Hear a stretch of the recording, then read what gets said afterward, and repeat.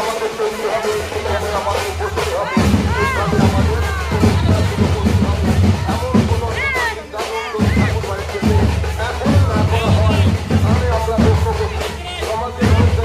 একটা বিশাল হয়ে গেছে। বন্ধুদের মধ্যে অনেকে এই মতটাকে